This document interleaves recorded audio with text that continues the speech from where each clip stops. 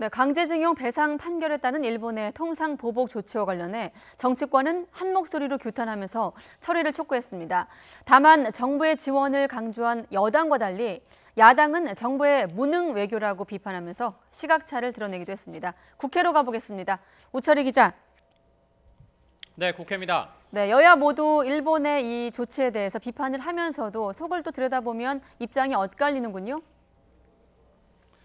네, 그렇습니다. 먼저 민주당 입장부터 살펴보면요. 민주당 이인영 원내대표는 일본의 경제보복 조치에 깊은 유감을 표한다면서 자국에 미칠 타격을 일본 스스로 감당해야 한다고 촉구했습니다. 그러면서 수입 다변화와 산업 경쟁력 강화의 계기로 삼아야 한다며 정부와 국회에 지원을 요구했습니다. 수출 규제의 결과는 자가당착이 될 것입니다.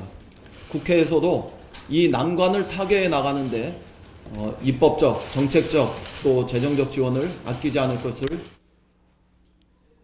이런 가운데 내일 민주당과 정부, 청와대는 고위 당정청 협의회를 열어서 일본의 보복 조치 대책과 남북미 정상회동 후속 대응 방안, 또 비정규직 파업 문제 등을 논의합니다. 자유한국당 나경원 원내대표는 수출 규제 강화 조치가 일본 경제에도 큰 부담이 되고 평화와 안정에도 결코 도움이 되지 않는다면서 즉각 철회하라고 촉구했습니다. 하지만 우리 정부의 무능한 대일 외교를 주된 원인으로 꼽으면서 국회 차원의 초당적인 긴급 한일 의회 교류도 추진하겠다고 강조했습니다. 대일 외교의 무능과 실패를 총체적으로 점검해야 합니다. 그저 방관하고 있었던 것입니다. 감정 외교, 갈등 외교가 가져온 외교 참사입니다.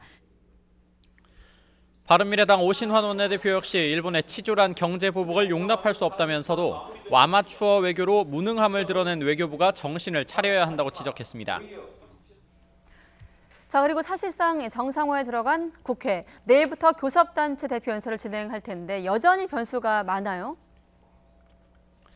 네, 내일부터 사흘 동안 여당인 민주당을 시작으로 교섭단체 대표 연설이 진행됩니다. 또 오는 9일부터 사흘간은 대정부 질문도 예정돼 있습니다. 이렇게 국회가 가동은 되고 있지만 북한 선박의 삼척항 입항 사건 국정조사와 정치개혁특위 위원장 문제가 변수입니다. 어제 국정조사 요구서를 제출한 한국당과 바른미래당은 오늘도 민주당의 수용을 거듭 압박했습니다. 특히 한국당은 북한 선박 최초 신고자와 촬영자를 국회로 초청해 간담회를 열고 미심쩍은 부분이 많다며 국정조사 아니면 밝힐 수가 없다고 공세를 가했습니다.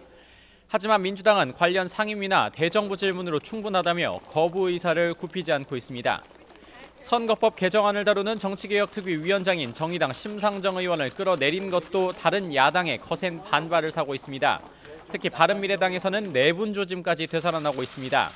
손학규 대표는 민주평화당 정동영, 정의당 이정미 대표와 함께 기자회견을 열고 민주당이 정개특위 위원장을 맡아 책임지고 선거법 개정안을 처리하라고 촉구했습니다. 하지만 오신환 원내대표와 하태경 최고위원은 바른미래당이 정의당의 이중대가 된 것이냐며 기자회견 취소를 요구하는 등 강력 반발했습니다. 중요한 것은 더불어민주당이 자유한국당의 떼쓰기에 굴복한 거다. 그러니까 더 이상 굴복하지 말아라, 그 얘기입니다. 원내대표 간 어렵사리 이루어낸 협의에 찬물을 끼얹는 듯한 엇박자는 당대표의 월권입니다. 민주당은 대통령 공약인 공수처와 검경수사권 조정을 위해 사개특위도 중요한 상황에서 공조를 이어온 야3당의 반발도 누그러뜨려야 하는 만큼 결정과 리더십이 시험대에 오른 형국입니다. 지금까지 국회에서 YTN 우철입니다.